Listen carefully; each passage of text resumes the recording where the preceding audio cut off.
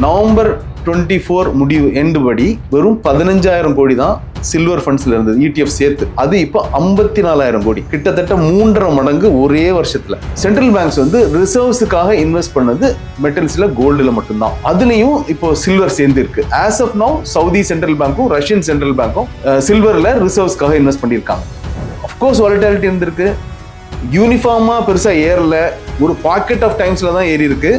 ஆனா இப்போ it is not just a additional inflation hedge, it is not just another precious metal, it is a very essential raw material in all the cutting edge technologies.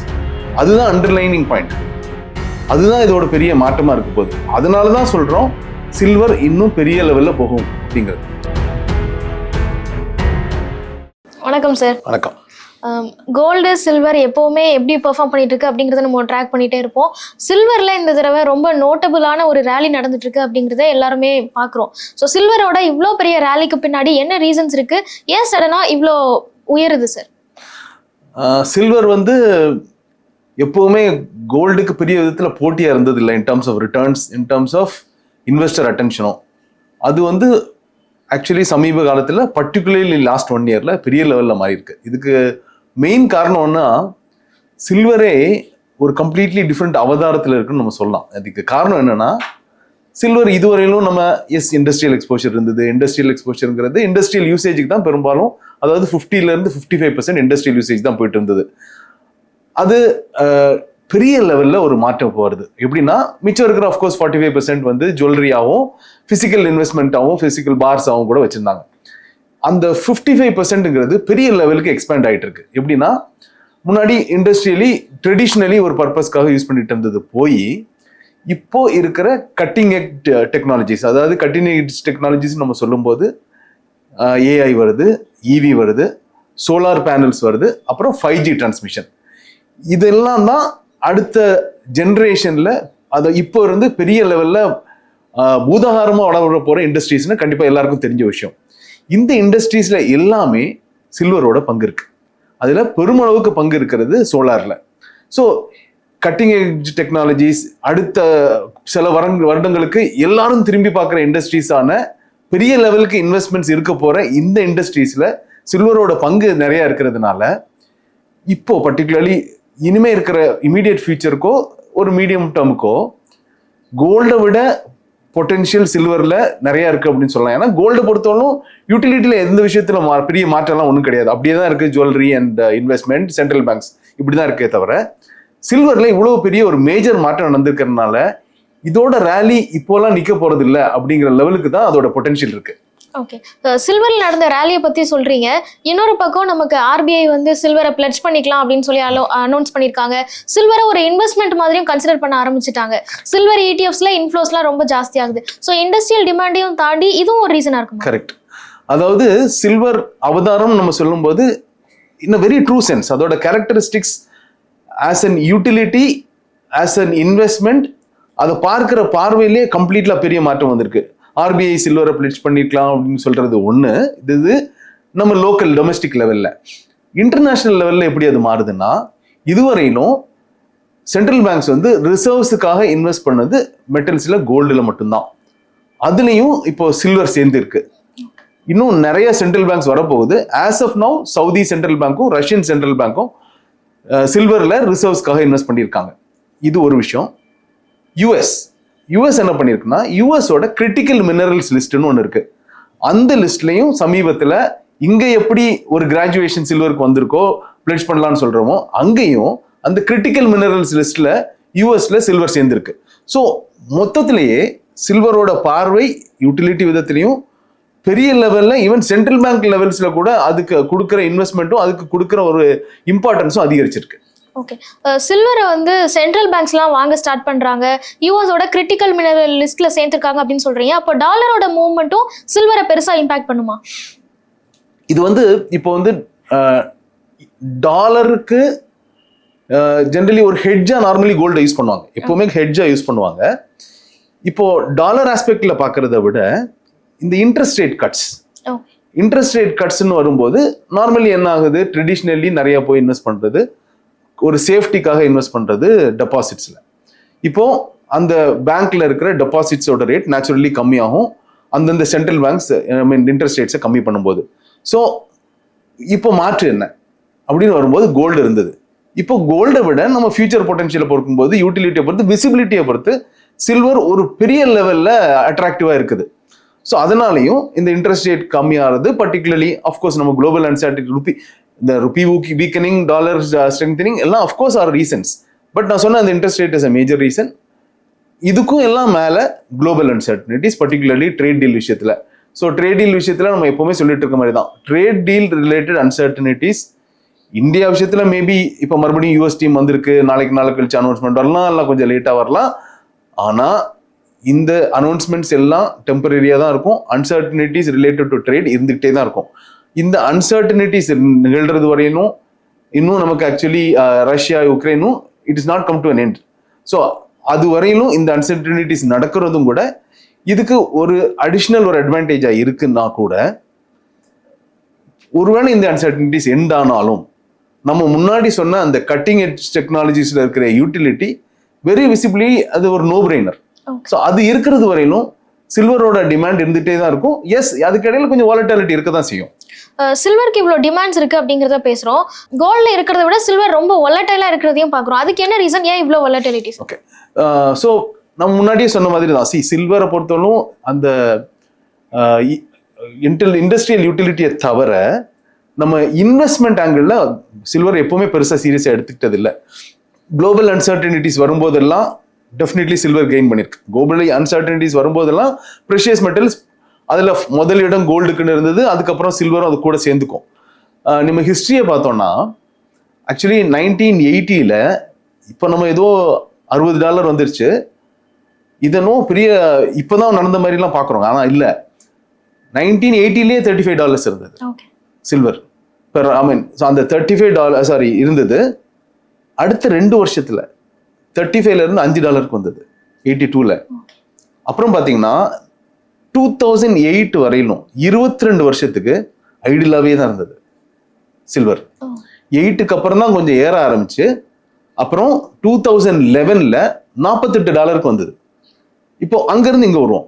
2011 $48, இப்போ $60, வெறும் 25% தான், 11க்கும் 14க்கும். So பெரிய லெவல்ல gold rally ஆகிற மாதிரி பெரிய ஒரு uniform rally எல்லாம் ஆகல. ஒரு பெரிய ஸ்டாக்னன்ட் பீரியட்ஸ் இருந்திருக்கு. 11ல இருந்து 22, 23 வரையிலும் கூட ஸ்டாக்னன்ட் பீரியட் தான். அதுக்கப்புறம் இந்த வருஷம் தான் 100% ஏறி இருக்கு. ஸோ இதுவரையிலும் அஃப்கோர்ஸ் வாலட்டிலிட்டி இருந்திருக்கு, யூனிஃபார்மா பெருசா ஏறல, ஒரு பாக்கெட் ஆஃப் டைம்ஸ்ல தான் ஏறி இருக்கு. ஆனா இப்போ it is not just a additional inflation hedge, it is not just another precious metal, it is a very essential raw material in all the cutting edge technologies. அதுதான் அண்டர்லைனிங் பாயிண்ட், அதுதான் இதோட பெரிய மாற்றமா இருக்க போகுது. அதனால தான் சொல்றோம் சில்வர் இன்னும் பெரிய லெவல்ல போகும் அப்படிங்கிறது. சில்வர் இன்னும் ஃபியூச்சரா பெரிய லெவல்ல போகும் அப்படின்னு சொல்றீங்க. ஆனா கோல்டோட தான் எப்பவுமே சில்வருக்கு ஒரு கம்பாரிசன் இருக்கு. கோல்டை சில்வர் ரீப்ளேஸ் பண்ணுமா சார்? மீடியம் டேர்ம்ல கோல்டை மிஞ்சும். ஓகே, மீடியம் டேர்ம்ல டெஃபினெட்லி கோல்டை மிஞ்சும். இப்போவுமே சட்டலா இன்னொரு விஷயம் நடந்திருக்கு. 2024 வரையிலும் இந்தியாவில் இருக்கிற statistics of investing in silver, அது நம்ம சிறு முதலீட்டாளர்கள் ETF-ல கோல்டு சில்வர் ஃபண்டில் தான் இன்வெஸ்ட் பண்ணுவாங்க. நவம்பர் 24 முடிவு எண்டு படி வெறும் 15,000 கோடி தான் சில்வர் ஃபண்ட்ஸ்ல இருந்தது, ETF சேர்த்து. அது இப்போ 54,000 கோடி. ஓகே, கிட்டத்தட்ட 3.5 மடங்கு ஒரே வருஷத்துல. ஸோ இந்த லெவலுக்கு ஜம்ப் எல்லாம் கோல்டில் வரல. ஸோ கிளியர்லி, ஆனா இதுல நிறைய பேர் அந்த ஓடுற குதிரையில ஏறி ஓடுவோம் அப்படின்னு சொல்லி தான் வந்திருக்காங்க. இதோட ரேஷனலும் தெரிய இதோட ஃபண்டமெண்டல் ரீசன்ஸும் தெரிய நிறைய இன்வெஸ்டர்ஸும் இன்வெஸ்ட் பண்ணிட்டு இருக்கிற இன்வெஸ்டர்ஸ் பெரிய லெவல்ல அடிஷனல் இன்வெஸ்ட்மெண்ட்ஸும் கொண்டு வரதுக்கான வாய்ப்பு இருக்கு. ஆனா ஒரு அட்வைஸ் என்னன்னா, நம்ம தயிர் சாதம் சாப்பிடும்போது ஊறுகாய் சேர்த்துப்போம். திடீர்னு ஊறுகாய் நல்லா இருக்குன்னு சொல்லி தயிர் சாதம் அளவுக்கு ஊறுகாய் சாப்பிட்டுட்டு ஊறுகாய் அளவுக்கு தயிர் சாதத்தை சாப்பிட மாட்டோம், கூடாது. அந்த மாதிரி சில்வர் உங்களோட அதர் அசெட் கிளாஸை பெரிய லெவல்லாம் ரீப்ளேஸ் பண்ணக்கூடாது. 15% இன்வெஸ்ட் பண்ணிட்டு இருந்தீங்களா கோல்டு அண்ட் சில்வர் சேர்த்து, அது 20% வேணா கொண்டு போகலாம். அது 70%, 80%க்கெல்லாம் கொண்டு போக முடியாது. இந்த ரேலி இருக்குங்கிறது உண்மை. இது நம்ம எல்லா அசெட் கிளாஸ்க்கும் எப்பவுமே சொல்றதுதான். ஒருத்தரோட ஈக்விட்டி, ஒருத்தரோட ரிஸ்க் ப்ரொஃபைலுக்கு ஈக்விட்டி 40% தான் பண்ண முடியும்னா, சந்தை நல்லா இருக்குங்கிறதுக்காக அது 80% நான் மாற்றக்கூடாது. எல்லா அசெட் கிளாஸுக்கும் அது பொருந்தும். ரேலி இருக்க போறது உண்மை. சில்வர்ல இன்வெஸ்ட்மெண்ட் அலோகேஷனே கொடுக்காதவங்களும், கம்மியான அலோகேஷன் கொடுத்தவங்களும், அதோட ஆப்டிமல் அலோகேஷன் உங்க ரிஸ்க் ப்ரொஃபைல் படி, உங்க அசெட் அலோகேஷன் டிஸ்ட்ரிபியூஷன்ல எந்த லெவலுக்கு ஆப்டிமல் அலோகேஷன் இருக்கலாமோ அந்த லெவலுக்கு கண்டிப்பா ஏற்றி கொண்டு போகலாம். தங்கத்தை வந்து சில்வர் ரீப்ளேஸ் பண்ணாது அப்படிங்கிறத பாக்குறோம். நெக்ஸ்ட் கோல்டா சில்வரை கன்சிடர் பண்ணலாமா? ஏன்னா நிறைய பேர் தங்கத்தினுடைய விலை ரொம்ப ஜாஸ்தியா ஏறிடுச்சு, நான் அதுல இன்வெஸ்ட் பண்றதுக்கு பதிலா சில்வர்ல இன்வெஸ்ட் பண்ணனா எனக்கு இன்னும் கொஞ்சம் நிறைய போர்ஷன்ஸ் கிடைக்கும் அப்படின்னு சொல்றாங்க. ஸோ அப்படி ஒரு டெக்னிக் யூஸ் பண்ணலாமா? அப்படி அந்த அப்ரோச்சில் பார்க்கக்கூடாது. ஏன்னா நம்ம அப்படி பார்த்தா நம்ம சின்ன என்ஏவி பெரிய என்ஏவி கதை தான் ஆயிடும். ஸோ எப்படின்னா, இப்போ சிறுமுதலீடுகள் வந்து ஃபண்ட்ஸில் தான் இன்வெஸ்ட் பண்ணுறாங்க. நிறையா ஃபண்ட்ஸில் உங்களுக்கு ஃப்ராக்ஷன் ஆஃப் யூனிட்ஸும் கிடைக்கும். நீங்கள் கோல்டோட ஆக்சுவலி கோல்டு 1 கிலோ வாங்குற இடத்துல இது 70 கிலோ வாங்கலாம். தட் டசன்ட் மீன் நீங்கள் ப்ரைஸ் விலை ஜாஸ்தியாக இருக்குது, அப்படி இல்லை. ஃபர்ஸ்ட் ஆஃப் ஆல் பார்க்க வேண்டியது ஆப்பர்ச்சுனிட்டி, எந்த லெவலுக்கு இப்போ ஏறும் அப்படிங்கிறது. எந்த லெவலுக்கு ஏறும்னு முடிவு பண்ணிட்டோம்னா அந்த அசெட் எவ்வளோ காஸ்ட்லி அசெட்டாக இருந்தாலும் மியூச்சுவல் ஃபண்ட் அதை ஃப்ராக்ஷனில் வாங்க முடியும். ஸோ அதுதான் லாஜிக்காக பார்க்கணும். But yes, all set and done, silver இன்னைக்கு தேதிக்கு டெஃபினெட்லி கோல்டை விட பல மடங்கு சீப்பு. ஷார்ட் டு மீடியம் டேர்மில் சில்வரோட பொட்டன்ஷியல் கோல்டை விட ஜாஸ்தியாக இருக்கு இன் டர்ம்ஸ் ஆஃப் அப்ரிசியேஷன். அந்த விதத்தில் definitely silver is a better bet. Okay, போர்ட்ஃபோலியோவில் இது நல்லா பெர்ஃபார்ம் பண்ணுது அப்படிங்கிறதுக்காகவே இதை ஃபுல்லாக அலோகேஷன் தரக்கூடாது, இல்லை அதிக அலோகேஷன் தரக்கூடாதுன்னு பேசுகிறோம். இப்போ ஒருத்தவங்க போர்ட்ஃபோலியோ பேஸாக பில்ட் பண்ணுறாங்க அப்படின்னா சில்வர் அலோகேஷன் எவ்வளோ கொடுக்கலாம் சார்? நார்மலி நம்ம வந்து any level of highest risk appetite இருக்கிற இன்வெஸ்டருக்குமே கோல்டு அண்ட் சில்வர் சேர்த்து, அதாவது ப்ரெஷியஸ் மெட்டல்ஸோட அலோகேஷன் 15% தான் சார் அட்வைஸ் பண்ணுவோம். அதை மேபி 20% மாற்றலாம். இந்த 20% என்னன்னு சொல்கிறோன்னா, இந்த 20% டெட்ல இருந்து எடுத்து இங்கே பண்ணலாம். டெட்ல 5% கம்மி பண்ணிட்டு அது மேபி இந்த சில்வரோ கோல்டை வச்சு ரீப்ளேஸ் பண்ணா, ப்ரிடாமினென்ட்லி சில்வர் வச்சு ரீப்ளேஸ் பண்ணலாம். இந்த லெவல் தான். ஸோ நார்மலி ஆல்மோஸ்ட் 20% ஒரு அப்பர் கேப் வச்சாகணும். அதுக்கு மேலே நீங்கள் ப்ரெஷியஸ் மெட்டல்ஸில் போகிறது எல்லாம் தாண்டது மாதிரி தான். ஸோ அந்த வேலி தாண்டி அந்த பக்கம் போயிடக்கூடாது. டெஃபினட் அந்த வேலி வந்து அதுதான் 20% நிற்குது. அதுக்குள்ள உங்கள் ப்ரெஷியஸ் மெட்டல் அலோகேஷன் கொஞ்சம் அக்ரெசிவா. இன்னும் மறுபடியும் சொல்கிறோம், சில்வரில் வாலட்டிலிட்டி ரொம்ப ஜாஸ்தியாக இருக்கும். அக்டோபர் 17 அக்டோபர் 28 வரையிலும் 17% இறங்குச்சு. ஆனால் கடந்த ஒரு மாசத்துல மறுபடியும் 21% ஏறி இருக்கு. இந்த லெவலுக்கு ஜிக்ஸாக்னு ஏறும். உங்கள் ஹார்ட் பீட்டும் அந்த லெவலுக்கு போயிடக்கூடாது. உங்கள் ஹார்ட்டில் நீங்கள் சொல்லிக்கணும், இது இந்த லெவலுக்கு ஏறும், என்னோட ஹார்ட் பீட் சீரான லெவலுக்கு தான் இருக்கும். I will not get carried away, I will not get emotional, I will not react. அது மட்டும் ஷுவராக இருக்கணும். அதுக்கு தயாராக இருந்தால் அந்த ப்ரெஷியஸ் மெட்டல் அலோகேஷனில் இருக்கிற 20%ல சில்வர் கோல்டை விட கொஞ்சம் மிஞ்சி போகலாம். 18% கோல்டு சில்வர், 8% கோல்டு அப்படின்னு வச்சுக்கலாம். இல்லையா, கோல்டு தான் ஜாஸ்தி வச்சுக்கணும். ஏன்னா உங்களுக்கு அந்த ரிஸ்க் அப்படைட் இல்லை. அதோட ஏற்ற இறக்கத்தை உங்களால் டைஜஸ்ட் பண்ண முடியல. அது வந்து உங்களை ஃபிசிக்கலி இல்லாட்டி கூட எமோஷ்னலி பாதிக்குது அப்படின்னா gold has to be having a higher allocation. என்னதான் சில்வர், இட்ஸ் லைக் திஸ், என்னதான் ஈக்விட்டியில ரிட்டர்ன்ஸ் ஜாஸ்தி இருந்தாலும் அதுக்கான ரிஸ்க் அப்படைட் இல்லாதவங்க அதுல கம்மி எக்ஸ்போஷர் எப்படி வச்சுக்கணுமோ அதே மாதிரி சில்வர் என்னதான் மேலே போறதுக்கான வாய்ப்பு இருந்தாலும் வாலட்டிலிட்டி ஜாஸ்தி இருக்குங்கிறதுனால அந்த ரிஸ்க் அப்படைட்டை எடுக்க முடியாதவங்க you can try 50-50 in gold and silver, 10% or ஒரு 12%, 13% கோல்டு வச்சுட்டு மிச்சம் 7% தான் சில்வர்ல வச்சுக்கணும். ஏன்னா அந்த வாலட்டிலிட்டி மேபி உங்களுக்கு ஒத்து வராதுங்கிறதுனால. சில்வரோட அலோகேஷன் எவ்வளோ இருக்கலாம் நம்ம பேசுகிறோம். பட் அதுக்கு முன்னாடி சில்வர் எக்ஸ்போஷர் கண்டிப்பாக எல்லாருக்கும் தேவைதானா? இப்போ வரைக்கும் என்கிட்ட சில்வரில் எக்ஸ்போஷரே இல்லை அப்படின்னா நான் எதையோ மிஸ் பண்ணுறேன், கண்டிப்பாக அதை கொண்டு வரணும் அப்படிங்கிற அர்ஜி இருக்கணுமா? எப்படி இன்வெஸ்டர்ஸ் வந்து எல்லாருமே ட்ரெடிஷ்னல் இன்வெஸ்ட்மெண்ட்ஸில் மட்டும் பண்ணிட்டு இருந்தாங்களோ, ரிஸ்க் அப்படைட் இருக்கிறவங்க கூட ஈக்விட்டி மியூச்சுவல் ஃபண்டுக்கோ வர தயாரானாங்களோ அவங்க தேவர் ராங். அப்படி இருந்தவங்க இப்பவும் இருக்கிறவங்க, இப்பவும் many of the investors are under expose to equity. அவங்களோட ரிஸ்க் ப்ரொஃபைலுக்கு கம்மியாக தான் ஈக்விட்டியில் இன்வெஸ்ட் பண்ணுறவங்க தான் ஜாஸ்தி. ஸோ அந்த தவறு ப்ரெஷியஸ் மெட்டல் லெவல்லையும் அட்லீஸ்ட் நவ் நடக்குது. இனிமே இருக்கிற பொட்டன்ஷியலை வச்சு பார்க்கும்போது பிடிவாதமாக நான் கோல்டில் தான் இருப்பேன், எனக்கு ரிஸ்க் அப்படைட் இருக்குங்கிறத நான் உணராமலே நான் கோல்ட்லேயே இருக்கேன் அப்படின்னா that's a mistake they're doing. So actually அந்த ப்ரெஷியஸ் மெட்டல் அலோகேஷனில் ஒன்லி கண்டிஷன் எஸ் வாலட்டிலிட்டி இருக்கும். அந்த வாலட்டிலிட்டியை ஒத்துக்க முடிஞ்சவங்க, ஜீரணிச்சுக்க முடிஞ்சவங்க சில்வரில் வராமல் இருந்தால் it's a miss, it's a inappropriate asset allocation within the precious metal basket. சில்வர்ல இல்ல ரெண்டு மெட்டல்ஸும் சேர்ந்து ஒரு 20% வரைக்கும் கேப் கொடுக்கலாம் அப்படிங்கிறத பேசிட்டோம்.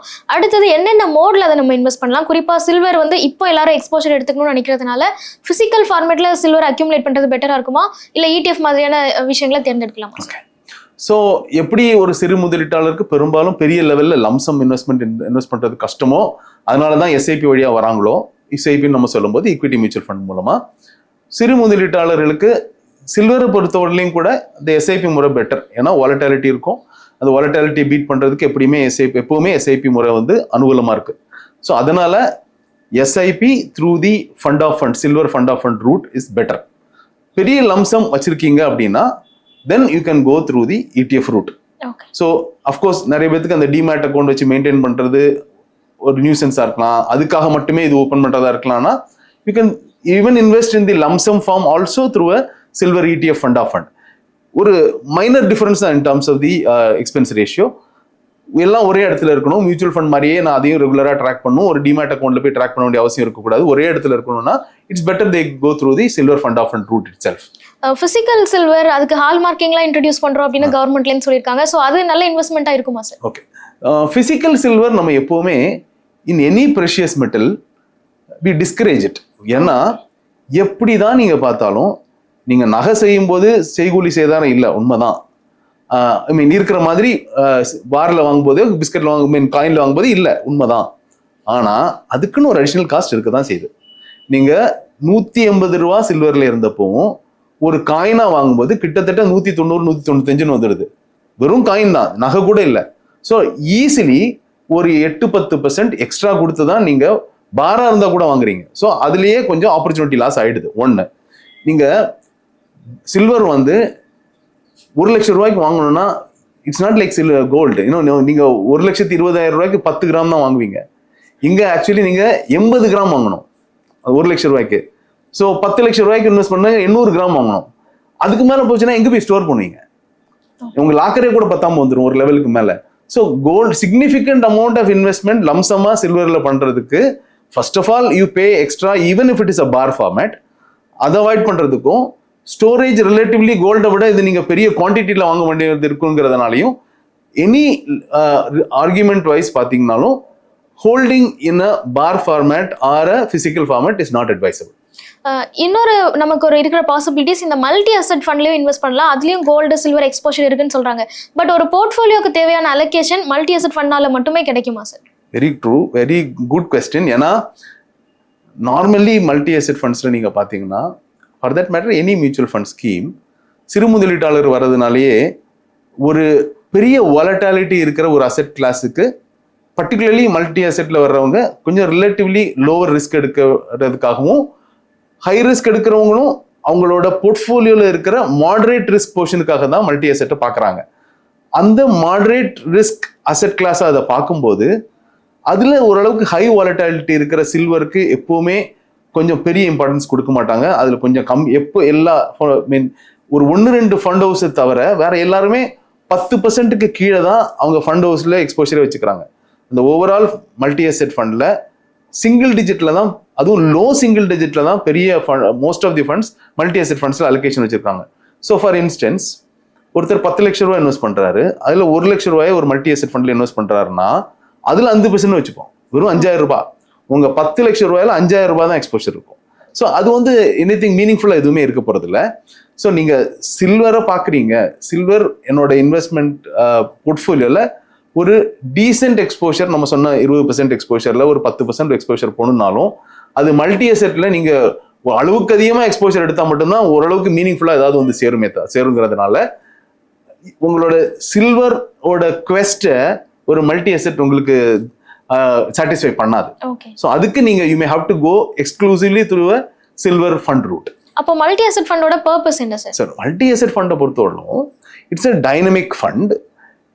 ஈக்விட்டி, டெட்டு, அப்புறம் gold, global funds, then REIT, InvIT, இது எல்லாத்துலேயும் சந்தை சூழ்நிலைக்கு ஏற்ற மாதிரி எதில் சாதகமாக இருக்கோ அதில் ஜாஸ்தி எக்ஸ்போஷரும், எது கொஞ்சம் எக்ஸ்பென்சிவாக வேல்யூவேஷனில் இருக்கோ அதில் கம்மி எக்ஸ்போஷரும் வச்சு டைனமிக்காக அந்தந்த சந்தை சூழ்நிலைகளில் அந்தந்த ஆப்பர்ச்சுனிட்டியை யூஸ் பண்ணி அட் த சேம் டைம் எதுலையும் ஓவர் போர்டு போயிடாம பெரிய ரிஸ்க் எடுக்காம விளையாடுறதுக்காக தான் இந்த மல்டி அசெட் ஃபண்ட்.